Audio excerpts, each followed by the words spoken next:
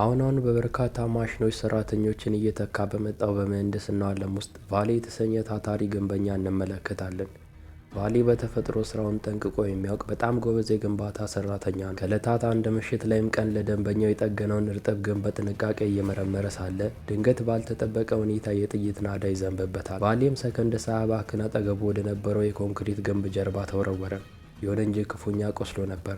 በፍጥነትም የግንባታ እቃዎችን የሚያስቀምጥበትን ቦርሳ ከፍቶ ፕላስተር አውጣና ቁስሉን በአስቸኳይ ከጠቀለለው በኋላ የደህንነት መነጽሩን መሬት ላይ ወርውሯል። ይህን ያደረገውም መነጽሩ ላይ በሚያንጸባርቀው ምስል ተጠቅሞ የገዳዮችን እንቅስቃሴ ለመከታተል ነበር። እንግዲህ አስቡት፣ ይህ ተራ የግንባታ ሰራተኛ የሚያደርገው ተግባር አይመስልም። ሁለቱ ገዳዮችም እሱ ወዳለበት ቦታ ሲደርሱ ቫሌ አካባቢውን ጥሎ የጠፋ መሰላቸው። ነገር ግን ገና ምን እየተፈጠረ እንደሆነ ሳይገባቸው ቫሌ ከሩቅ ድንገት ተፈናጥሮ ወጣና በያዘው መዶሻ አንደኛውን መሬት ላይ ዘረረው። የተቀረው ገዳይም ሊተኩስበት ሲያነጣጥር ቫሌ ትኩረትን ለመስረቅ የራሱን ሄልሜት ወረወረበት። ገዳዩም ግራ በተጋባበት ቅጽበት ቫሌ መዶሻውን በኃይል ወረወረና በላዩ ላይ ወረደበት። መሬት ላይ ካስተኛው በኋላም በኪሱ ይዞት በነበረው የሜትር መለኪያ አንገቱን አንቆ ይዘዋል። ሰውየውም እቃዎችን ለግንባታ ብቻ ሳይሆን ለግድያም የሚጠቀምባቸው ነው የሚመስለው። አንቁ ከጨረሰው በኋላም አስክሬኑን ጎትቶ አጠገቡ ወዳለው የኮንክሪት ማጠራቀሚያ ታንክ ውስጥ ከተተው። ቀጥሎም ቫሌ የገዳዩን ጠበንጃ ሊያነሳ ሲል የሞተ የመሰለው ሰውዬ በድንገት ከታንክ ውስጥ እየተሳበ ሲወጣ ይመለከተዋል። በዚህ ጊዜም ቫሌ ምንም አላቅማማም። ጠበንጃውን አነሳና እዚያው ባለበት ጨረሰው። ነገር ግን ጨዋታው ገና አልተጠናቀቅም ነበር። ሶስተኛው ገዳይ በጣሪያው ላይ ጠበንጃውን አነጣጥሮ ወደ እሱ እየተሳበ ይመጣል። ቫሌም ግንቡን ጥሶ በመግባት በከፍተኛ ፍጥነት ተጠመጠመበት።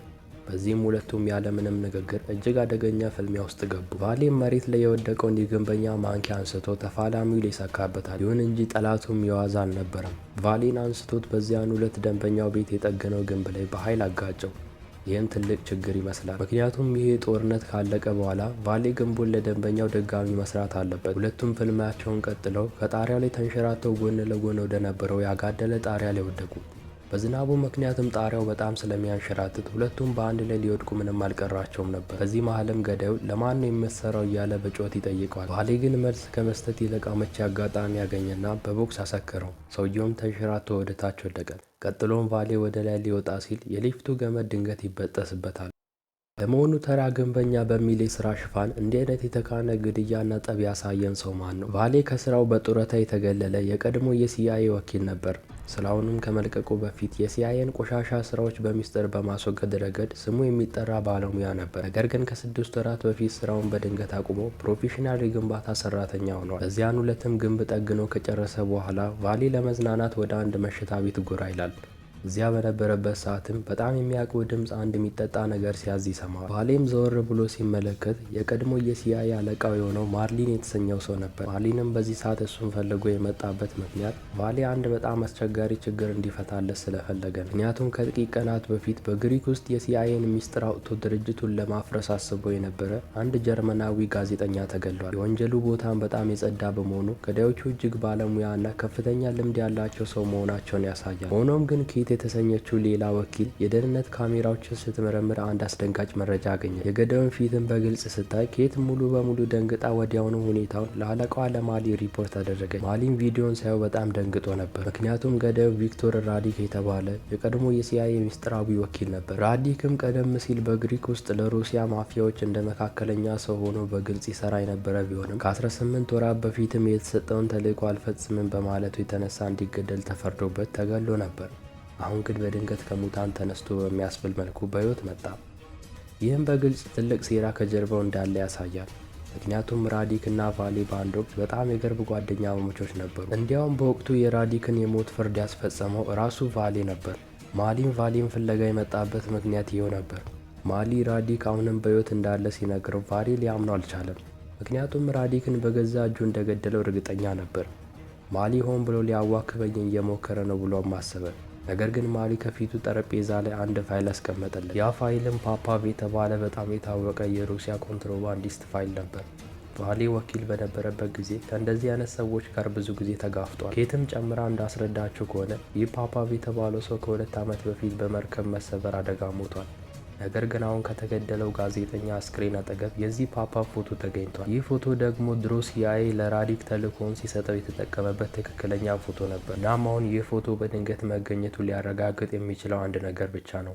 ራዲክ አሁንም በሕይወት አለ ማለት ነው። ቫሊና ኬት እንደገመቱት ከሆነም ራዲክ ያንን ጋዜጠኛ የገደለበት ዋና ምክንያት ሆን ብሎ ወጥመድ ለማዘጋጀትና ጥፋቱን በሙሉ በሲአይኤ ላይ ለመደፍደፍ ነው። ነገር ግን በወቅቱ ራዲክን የገደለው ራሱ ቫሌ ስለነበረ ማሊ አንድ ውሳኔ ላይ ደረሰ። እውነቱን ለማውጣትና ራዲክን ለአንዴና ለመጨረሻ ጊዜ ለማጥፋት ቫሌና ወኪል ኬት አብረው ወደ ግሪክ እንዲጓዙ አዘዘ። ከዚህ በላይም ይህ ተልእኮ እጅግ በጣም ሚስጥራዊ ስለነበረ የግሪክ መንግስትም ሆነ ኢንተርፖል ሳያውቁ መስራት አለባቸው።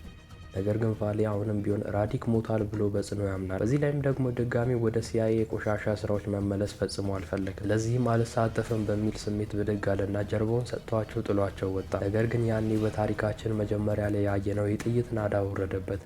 ልክ በዚያኑ ምሽትም ስራውን ለመፈተሽ ወደ ግንባታ ቦታ በተመለሰ ሰዓት ነበር። አሁን ግን ቫሌ ራዲክ በሕይወት እንዳለና ቀጣዩ የራዲክ ኢላማ እሱ ራሱ መሆኑን ሙሉ በሙሉ አመነ። በማግስቱም ቫሌ ምንም ሳይዘገይ ኬትን ለማግኘት ሄደ። ይህንን ጣጣ በገዛ እጁ ለመጨረስ ከእሷ ጋር ወደ ግሪክም ለመጓዝ ተዘጋጀ። እቃውን ሲያሽግ ግን ያችን የሚወዳትን የግንባታ ሰራተኛ የቁሳቁስ ቦርሳውን ይዞ መሄድ አልረሳ። በአውሮፕላኑ ላይ እንዳሉም ቫሌ አንገቱን ደፍቶ ወዲያውኑ እንቅልፍ ወሰደው። ኬትም በበኩሏ የራዲክን ፋይል መመርመሯን ቀጥላለች። በምርመራ ጊዜም ራዲክ ቀደም ሲል ባለ ትዳርና አንዲት የምታምር ሴት ልጅ እንደነበረችው አወቀች። ነገር ግን የራዲክ ሚስትና ልጅ በአሰቃቂ ሁኔታ ተገድለው ነበር። ግሪክ እንደደረሱም ሁለቱም መኪናቸውን እየነዱ በከተማዋ ዳርቻ ወደሚገኝ አንድ ያረጀ ፋብሪካ አመሩ። ከመኪናው ሲወርድም ቫሌ ረጅም ጸጉር ያለው ሰው አየና በደስታ ፈነደቀ። ሁለቱም አጥብቀው ተቃቀፉ። ቫሌም ይህንን ሰው ፓትሪ ብሎ ያስተዋውቀናል። እናም ቫሌ በኦፕሬሽን ስራዎች ላይ በነበረበት ጊዜ አብሮት የነበረና የድሮ የትግል ጓደኛው ነበር። ቫሌ ስራውን ካቆመ ጀምሮም የቫሊን ውሻ እየተንከባከበ የቆየው እሱ ነበር። ኬት ግን ውሻውን ስታይ ደነገጠች። ምክንያቱም የውሻው ጸጉር አላርጂክ ነበረበት። ተልዕኳቸው በተሳካ ሁኔታ እንዲጠናቀቅም ፓትሪው በደንብ ሊያግዛቸው ዝግጁ ነው። ለሁለቱም የሚያስፈልጋቸውን ዘመናዊ መሳሪያዎች በጥንቃቄ አዘጋጅተውም ሰጣቸው። ከዚህ በኋላም ቫሌና ኬት ስራቸውን ለመጀመር ልክ እንደ ባልና ሚስት ለመመሳሰል ተገደዱ። ከመነሳታቸው በፊትም ፓትሪው የ550 የፈረስ ጉልበት ያላትን እጅግ ዘመናዊ መኪና ሰጣቸው። የዚች መኪና ታችኛው ክፍልና የፊት ለፊት መከላከያዋ በልዩ ሁኔታ የተጠናከረ በመሆኑ ለሚቀጥለው እርምጃቸው ትልቅ ጉልበት ይሆንላቸዋል። ልክ ሆቴል እንደደረሱም ቫሌ ኬትን ገላሽን ታጥበሽ ሜካፕሽን እየሰራሽ ጠብቂኝ፣ እኔ ጥቂት ነገሮችን ማዘጋጀት አለብኝ ይላታል።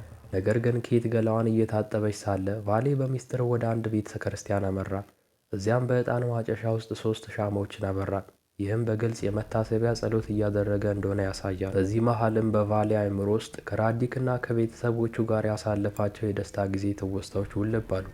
ከዚህ በኋላም ቫሌ አንድ ስልክ በቤተ ክርስቲያኑ ማሞቂያ ሲስተም ውስጥ በሚስጥር ደበቀ። አንድ ሰውም መጥቶ ስልኩን እንደሚወስደው አስቀድሞ ያወቀ ይመስላል። ከቤተ ክርስቲያኑ ከወጣ በኋላም በግሪክ ወደሚገኝ የሲአይኤ ዋና መስሪያ ቤት በመሄድ ያገኘውን መረጃ ሁሉ እዚያ ላለችው ኃላፊ ያስረዳል። እሷም ይህንን ስትሰማ ክው ብላ ትደነግጣለች። ምክንያቱም የግሪክ ሲአይኤ ዋና ኃላፊ ሆና ሳለ ይህንን ሁሉ መረጃ እንዴት ሳታውቅ እንደቀረች ሊገባት አልቻለም ነበር።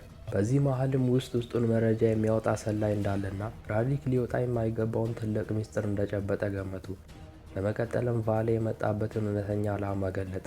ድሮ ከራዲክ ጋር ኦፕሬሽኖችን በሚሰሩበት ጊዜ ስታን የተባለ የአካባቢውን ሰው ለቆሻሻ ስራዎች ይቀጥሩት እንደነበርና አሁን ደግሞ ይህንን ስታንን መፈለግ እንዳለበት ነገራት። እሷም ስታን አሁን ያንን የወንጀል ህይወቱን ትቶ የባህር ዳርቻ ክለብ እንደከፈተ ነገረችው። ቫሌም መረጃውን እንዳገኘ ወዲያውኑ ወደ ባህር ዳርቻው ክለብ አመራ። እንደሚታየውም ስታን አሁን ወሮ በላ አይደለም፣ ትልቅና ተደማጭነት ያለው ባለሀብት ሆኗል። ቫሌንም ሲያየው ስታን በጣም ደነገጠ።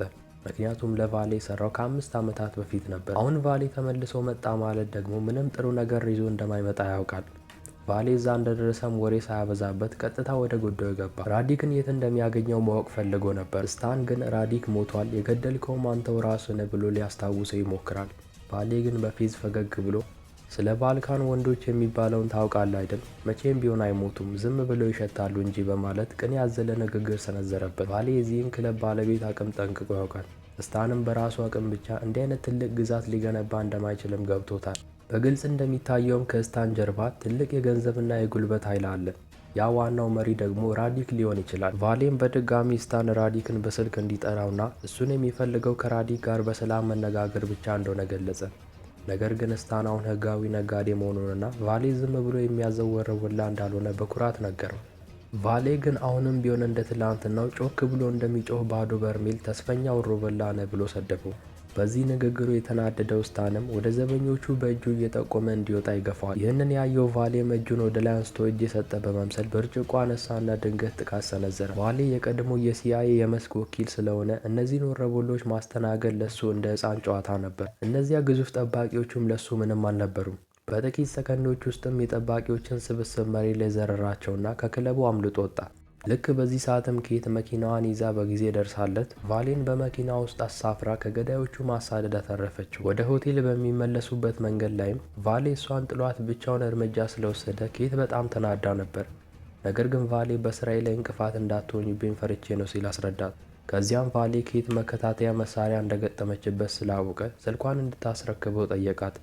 ምክንያቱም እንዴት በዚህ ሰዓት ልደርስለት እንደቻለች አልገባው። መጀመሪያ ላይም ኬት ለመካድ ሞከረች። ነገር ግን ቫሌ መከታተያውን የት ላይ እንደደበቀችው ሲነግራት ምንም ምርጫ አጣችና ስልኳን ሰጠችው። ይሁን እንጂ ቫሌ በኬት ስልክ ላይ አይኑን ገና እንዳሳረፈ ኬት ወዲያውኑ ስልኳን ነጥቃ የራሷ ቦርሳ ውስጥ ከከተተች በኋላ የጠየቀችውን ጥያቄ እንዲመልስላት በቁጣ አዘዘችው። እዚህ የመጡት ለትብብር ስራ ከሆነ ቫሌ መረጃዎቹን ማጋራት እንዳለበትና በተለይ ደግሞ ራዲክ ድሮ ሲአይኤን ከድቷል ብሎ የከሰሰበትን እውነተኛ ሚስጥር እንዲነግራት ትፈልጋለች። ቫሌም ሌላ ምርጫ ስላልነበረው ሙሉ ታሪኩን ሊነግራት ተገደደ። ነገሩም እንዲህ ነው። ራዲክ ድሮ በግሪክ ውስጥ ለሩሲያ ማፊያዎች እንደ መካከለኛ ሰው ሆኖ ይሰራ ነበር። በወቅቱም ለሚስቱና ለልጁ አስተማማኝ መጠለያና ደህንነት ለመፈለግ ሲል ነበር ሲአይኤን የተቀላቀለው። ነገር ግን ሲአይኤ የሰጠውን የመጀመሪያ ተልዕኮ ፓፓቭ የተባለውን ማፊያ እንዲገል ነበር። ያንን ተልዕኮ ከፈጸመ በኋላ ግን ሚስጥራዊ ማንነቱ ተጋለጠ። የሩሳ ማፊያዎች ጨካኝ በሆነ መንገድ ሚስቱንና ልጁን በመግደል በቀላቸውን ተወጡ። ከዚያን ቀን ጀምሮ ራዲክ አእምሮን ሳተ። በግሪክ ውስጥም ለቤተሰቡ መሞት እጃቸው ያለበትን የሩሲያ ማፊያዎች በሙሉ አንድ በአንድ እያደነ መግደል ጀመረ። በሱ እምነትም ያንን የፓፓቭን የመግደል ተልዕኮ ሰጥቶ ቤተሰቡን ያስጨረሰበት ራሱ ሲአይኤ ነው። ለዚህም ነው ሲአይኤ ራዲክን እንዲያስወግድለት ቫሌን ልኮት የነበረው። ይህ በእንዲህ እንዳለ የሲአይኤ ዋና መስሪያ ቤት ውስጥ ትልቅ ድንጋጤ ተፈጠረ። አንድ ያልታወቀ ሀከር እጅግ ምስጢራዊ የሆነ ፋይል ለድርጅቱ ላከ። ያ ፋይልም አሜሪካ በቅርብ ዓመታት ውስጥ በውጭ ሀገራት የፈጸማቸውን ንጹሃን ዜጎችን የመጨፍጨፍ አሰቃቂ ምስጢራዊ ማስረጃ የያዘ ነበር። ሀከሩም ይህ ምስጢር ለዓለም ይፋ እንዳይሆን ከፈለጋችሁ $100 ሚሊዮን በቢትኮይን አዘጋጁ፣ ግብይቱም በሃርድዌር ዋሌት መሆን አለበት ሲል የሲአይኤን ዋና ባለስልጣናት አስጠነቀቃቸው። በሌላ በኩል ደግሞ ቫሌ እና ኬት አሁንም ስታንን በሚስጥር መከታተላቸውን ቀጥለዋል። ራዲክ በቀላሉ እንደማይታይ ያውቃሉ። ስለዚህም በስታን በኩል ትልቅ መረጃ ማግኘት እንዳለባቸው አመኑ። ስታንም ከቤት መውጣቱን አይተው ሁለቱም በሚስጥር ወደ ቤቱ ሰብረው ገቡ። እዚህ ላይም ቫሌ ያንን የግንባታ ሰራተኛ ፕሮፌሽናል ብቃቱን በድጋሚ ያሳየ። በምድጃው የጭስ ማውጫ ግንብ ላይም አንዳንድ ጡቦች ላልተው እንደተቀመጡ አስተዋለ። ይሁን እንጂ ይዟቸው በነበሩት እቃዎች ጡቦችን ፈንቅሎ ሲያወጣቸው ሳይታሰብ እዚያ ውስጥ የተደበቀ ፋይል ያገኛል። ፋይል ውስጥም የተገደለው ጀርመናዊ ጋዜጠኛ ስልክ ተገኘ። ይህም የነበራቸውን ጥርጣሬና የምርመራ መስመር ትክክል እንደነበረ አረጋገጠላቸው። በተጨማሪም የራዲክ ቀጣይ ኢላማ ማን እንደሆነ የሚገልጽ መረጃም አገኙ። ልክ በዚህ ሰዓት ግን ከውጭ በኩል በር ሲከፈት ሰምተው ሁለቱም በፍጥነት ተደበቁ። አንድ ግዙፍ ሰውም ወደ ቤቱ ከገባ በኋላ ራሱን ለማቀዝቀዝ ከፍሪጅ ውስጥ የለስላሳ ጣሳ አውጥቶ ይጠጣል። ነገር ግን በክፍል ውስጥ ያልተለመደ ድምጽ ሰማና ወዲያውኑ ከወገቡ ላይ ሽጉጡን መዞ መፈተሽ ጀመረ። በዚህ ጊዜም ቫሌ ከጀርባው ድንገት ተወርውሮ ጥቃት ሰንዝሮበት በሁለቱም መካከል እጅግ አስፈሪ ፍልሚያ ውስጥ ገቡ። ምንም እንኳን ቫሌ ተራ ወሮበላ በቀላሉ ማሸነፍ ቢችልም እንዲህ አይነት በከፍተኛ ሁኔታ የሰለጠነ ባለሙያ ሲገጥም ግን ፈተና ሆኖበት ነበር። በጥቂት ፍልሚያዎች ብቻም ቫሌ በከባድ ሁኔታ ተቀጠቀጠ።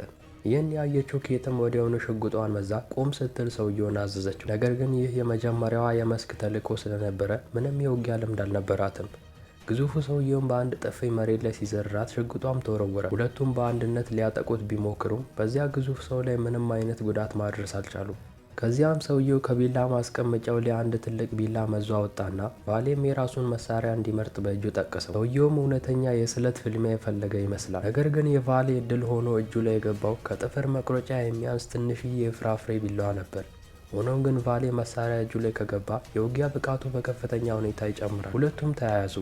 ቫሌም በዚያች ትንሽ ቢላ ሰውየው ላይ በተደጋጋሚ ጉዳት አደረሰበት። በዚህም ሰውየው በንዴት እያበደ ቫሌን በትከሻው አንስቶ መሬት ላይ በኃይል ፈጠፈጠው።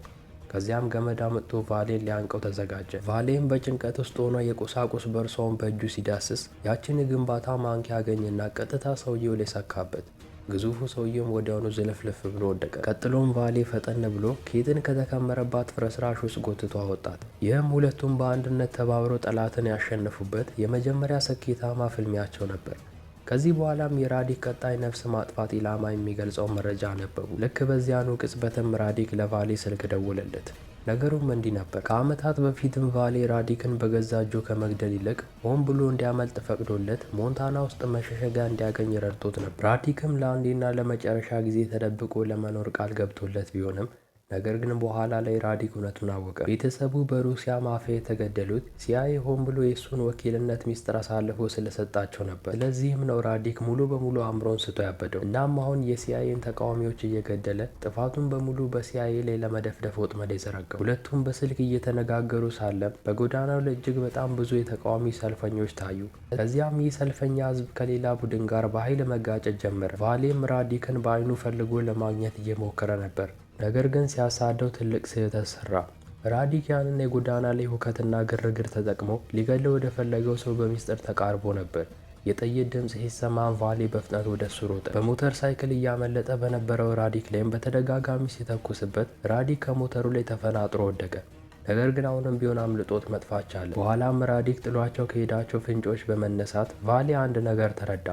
በሲአይኤ ውስጥ ያለ አንድ ከሃዲ ነው ለራዲክ የግድያ ኢላማዎችን ዝርዝር አሳልፎ እየሰጠ ያለው። ስለዚህ ሁለቱም ሪፖርት ለማድረግ ወደ ሲአይኤ ዋና መስሪያ ቤት ተመለሱ። ነገር ግን በዚህ ሰዓት አለቃቸው ማሊ በድንገት ባህሪው ተቀየረ። ከሀከሩ የደረሰውን ማስፈራሪያ ተከትሎ ቫሌን ከተልእኮ ሙሉ በሙሉ ካስወገደው በኋላ ኬት ብቻውን ያንን የቢትኮይን ሃርድዌር ይዛ ወደ ግብይት ቦታው እንድትሄድ አዘዛት። ኬትም በተባለው መመሪያ መሰረት የግብይት ቦታው ላይ ስትደርስ ቫሌ ባልተጠበቀ ሁኔታ ድንገት ከፊቷ ተከሰተና አስቆማት። በእነዚያ ያለፉት የሞትና የህይወት ቀናት ውስጥም ኬት የራዲክን አሳዛኝ ታሪክ ከቫሌ አፍ ሰምታለች። በልቧ ውስጥም ያ ከሃዲና ሰላይ ሰው ማሊ ሊሆን እንደሚችል በጽኑ ጠረጠረ። ስለዚህም ኬት ከአለቃዋ ከማሊ ይልቅ ከቫሌ ጎን ለመቆም ወሰነች። በዚህ መሰረትም ኬት ከውጭ ሆና ሁኔታዎችን ስትቆጣጠር ቫሌ ደግሞ የክሪፕቶ ቦርሳውን ይዞ ወደ ሚስጥራዊው ክፍል ገባ። ውስጥ እንደገባም ጠረጴዛው ላይ የተቀመጠ ኮምፒውተር ተመለከተ። ወዲያውኑም ኬት የሰጠችውን የሃርድዌር ዋሌት ሰክቶ ክሪፕቶን የማስተላለፍ ሂደት ጀመረው። በዚህ ሰዓትም የራዲክ የቪዲዮ ጥሪ በስክሪኑ ላይ ብቅ አለ። ምንም እንኳን ቪል ነገሩን አሁኑኑ እንዲያቆምና ነገሮችን ማስተካከል እንደሚችል ለራዲክ ሊያስረዳው ቢሞክርም ራዲክ ግን ሊሰማው አልፈለገም። ከዓመታት በፊት የሳውዲን የውጭ ጉዳይ ሚኒስትር አይገልም በማለቱ ብቻ በሲአይኤ የደረሰበትን አሰቃቂ ቅጣት ሊረሳው አልቻለም። በዚህ በቀልም ሚኒስትሩን ገሎ የሲአይኤን የቆሻሻ ገጽታ ለዓለም ለማረጋገጥ ቆርጦ ተነስቷል። ምንም እንኳን ሚኒስትሩን ከገደለው በሀገራቱ መካከል ደም አፋሳሽ ጦርነት ይነሳል፣ በሚሊዮን የሚቆጠሩ ሰዎች ያልቃሉ ብሎ ቪል ቢጮም ራዲክ ግን ጭካኔው አልበረደለትም። ለማንም ግድ እንደማይሰጠው ተናግሮ ስልኩን ዘጋው። ልክ የክሪፕቶ ዝውውሩ ሲያልቅም የክፍሉ የብረት በር በራሱ ተቆለፈ። ቪልም ነገሩ መስመር እንደሳተ ገብቶት በሩን ለመስበር ቢሞክርም አልቻለም። በዚህ መሀልም ጠረጴዛው ስር የተጠመደ ቦምብ አየ። ሊፈነዳ የቀረውም 20 ሰከንድ ብቻ ነው። ቪልም በፍጥነት ጠረጴዛውን ገልብጦ ወደ በሩ ገፋውና ራሱን ለመከላከል መሬት ላይ ይተኛል። ቦምቡን ፈነዳ። ቪልም ከፍርስራሽ ውስጥ እየተሳበ ሲወጣ ራዲክ በመኪና ሲያመልጥ ይመለከቷል። ኬትም በቅንጦት መኪናዋ ከተፍ ትላለች።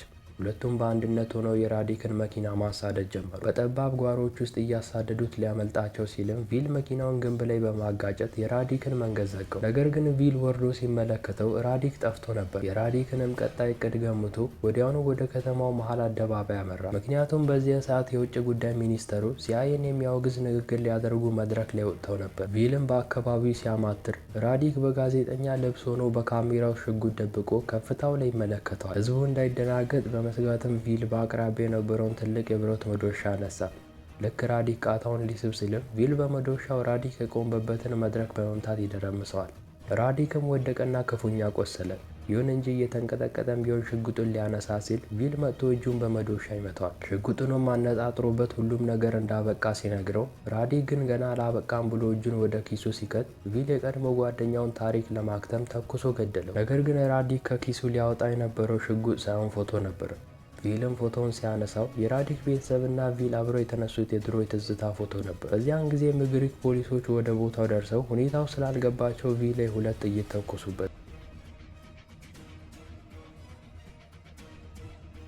ከዚህ በኋላም ቪል ሆስፒታል ውስጥ ሲነቃ ኬትና ማሊ አጠገቡ አገኛቸው። ማሊ እንደነገረው ከሆነም ሁልጊዜ ሲአይኤን የሚቃወመው ሚኒስተር አሁን ህይወቱን ያተረፈለት ሲአይኤ እንደሆነ አምኗል። በተጨማሪም የሲአይኤ የበላይ አካላት ከፖሊስ ቀድሞ የራዲክ መኪና ውስጥ የወጥመድ ማስረጃዎችንና የግድያ ዝርዝሮችን በማግኘታቸው የድርጅቱ ስም ሳይጠፋ ተርፏል። ልክ ማሊ ሊወጣ ሲልም ኬት ያንን $100 ሚሊዮን ቢትኮይን ራዲክ እንዳልወሰደው ነገረችው።